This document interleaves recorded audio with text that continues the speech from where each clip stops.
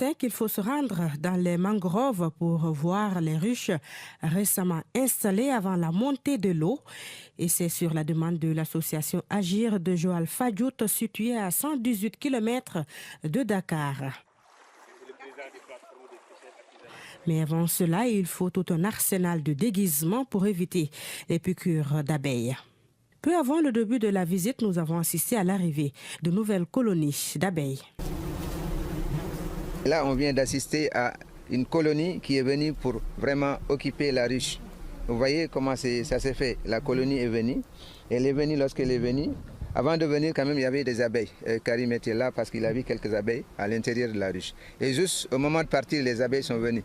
Donc ce sont des colonies qui viennent s'installer. En plus d'être écologique, thérapeutique et alimentaire, l'apiculture est de nos jours au Sénégal une activité génératrice de revenus et d'emplois. La place du miel sénégalais au plan international, ce n'est pas encore énorme. Hein, parce qu'il y a des conditions d'exploitation, il y a des conditions de conservation qu'on n'a pas encore atteintes pour pouvoir vraiment être accepté par les pays consommateurs du miel. Nous, en tant qu'Africains, l'apiculture était pratiquée comme ça.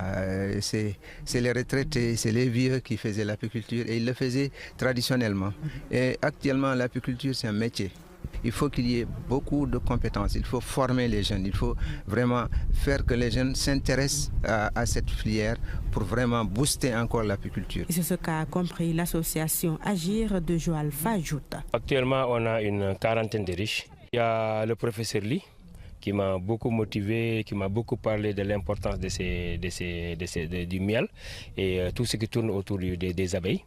Et comme j'ai une association que moi-même j'ai créée depuis 4 ans et que je travaille avec une vingtaine de jeunes, des intellectuels en général, des jeunes qui ont des licences, des bacs et tout ça, et ils travaillent avec moi depuis 5 ans et on travaille sur la mangrove et sur le plastique.